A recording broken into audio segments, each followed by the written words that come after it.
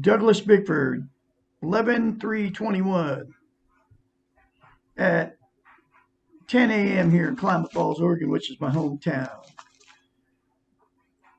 I am teaching self-esteem on YouTube. Okay. What self-esteem is how you feel about yourself inside, which is also known as self-confidence, self-worth, self-love. You can't be loved or give love without self-esteem. And you also can't be content without it. Okay. Here's what it is, or here's how you get it. Look at yourself in the mirror, say, I love you. Say, I love my inner child. I'm going to nurture and take care of my inner child. Say, I'm worthy to be loved. I'm worthy to love. That's it. It's that simple. Say that every day. Don't tell anybody you're doing it because they'll think you're nuts if you do it. And I can be your mentor when you start going through the change. I've been through the change. Okay. My phone number is 458-232-5238. And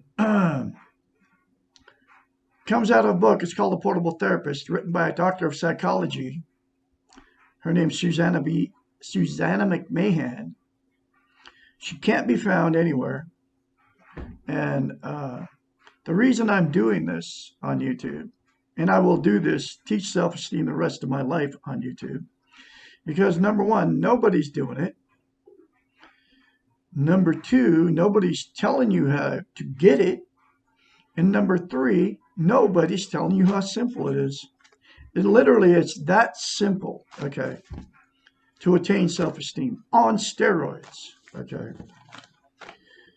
And you can do that to yourself every day. Instead of saying negative stuff about yourself in the mirror, which everybody does, you either say it or you think it when you're in front of the mirror in the morning. Everybody's in front of the mirror every morning, literally talking trash to yourself, no matter what it is, in front of the mirror. You can change your whole world if you say those three things to yourself in the mirror every morning when you get up or whenever you're in front of the mirror. Seriously. Instead of talking negative to yourself, say good things to yourself. Say those three things to yourself in the mirror. Then get the book, The Portable Therapist, because all of my concepts come out of that book, okay? In a link in every description of my video. I am going through each chapter, one chapter at a time. I got like 20 YouTube channels, and I'm putting them up on YouTube, too. If you see me out there, sub, like, and share these life-changing videos because they will change your life. Those three things to yourself in the mirror will change your life. This book is very, very cheap. I just ordered a copy off of Amazon for $6 because the one I got is all ragged up because I've been going through it since February 19th, 2021. And the reason I'm doing this is because you can't, like I said, you can't love and be loved without it, and you can't be content without self-esteem. That's why the divorce rate is 75%. That's why here's what people do to try to be content. You use drugs, alcohol, sex, TV, religion. You use people. You use material possessions. I don't do any of that anymore. I've been out of a toxic relationship for over a year now. Woohoo! I'm going to go celebrate come Friday. I'm going to Red Lobster in Medford, Oregon. Anyway, you can attain self-esteem very simply. I mean, by doing those three things to yourself in the mirror every day without fail. Get the book, The Portable Therapist, in a link in the description of every video I put up. And you won't change the world, but you will change yourself, okay?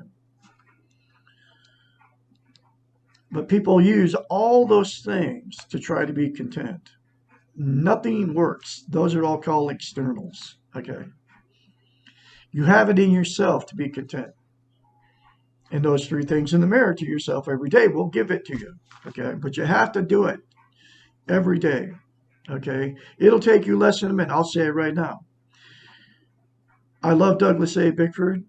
I love my inner child. I'm going to nurture and take care of my inner child. I'm worthy to be loved and worthy to love.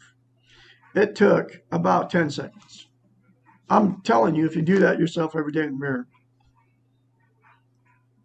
10 seconds out of your day, folks, will change your life. Now, I'm going through the book, Portable Therapist, one chapter at a time. Here's the next chapter, which is chapter 10. This is my 4th time going through the book. What can I do about my future? We seem to be obsessed with the future. This is understandable when we realize that our doing model is a goal-orientated one, and that in this model, nothing is ever enough. No matter what is happening in the present, we have to concentrate on the future. And because, like the past, we cannot live in the future, this orientation takes us out of the present, out of what we can control and manage. Just as guilt lives in the past, we cannot live in the future. This orientation takes us out of the present, out of what we can control and manage. Just as guilt lives in the past, anxiety lives in the future. We have become so future-orientated that when we become uncertain about the future, we tend to panic. If the future is shortened by disease or circumstance, we feel cheated and resentful. It seems to be easier to conceive of ourselves as what we will become than what we are. It would be unrealistic for most of us to have no thought for the future. Part of our definition of maturity is taking care of ourselves both now and later. Therefore, some planning in the here and the now needs to be future orientated. Excuse me. We can do things now for tomorrow, hoping that we will have a tomorrow and that what we are planning will work later on. The first realization, however, needs to be that our concept of the future is only a concept and not a guarantee. Nothing is certain, and no future time is certain, because you could die. Anything could happen tomorrow. It is unrealistic to think that you can control what will happen to you. The paradox here is the more emphasis we have on the present, the more we focus on being the best we can be right now, the more the future seems to take care of itself. Once we learn that we cannot control the future, once we give up the illusion of control, fate seems to work in our favor. And if it does not, if calamity occurs, we're able to accept and deal with it. Because we are survivors, the future is never bleak. Never as bleak or fearful as the fear of the future. Relax. We do not ask this question when we are enjoying the present and feeling secure in ourselves. There is no need for anxiety in the moment. We do not have to panic when we can do something. In the present, we can breathe and relax. We can consider our options. We can acknowledge our feelings. We can accept ourselves. We can choose. We can experience. We can be heroes. We can't do none of these things in the future. The best we can do in the future is to waste the present dreaming about being a hero. Remember, time is not replaceable. Live the moment well. Try to stay in the here and now and there will be no need for anxiety or regret. Wow. It's powerful stuff, folks.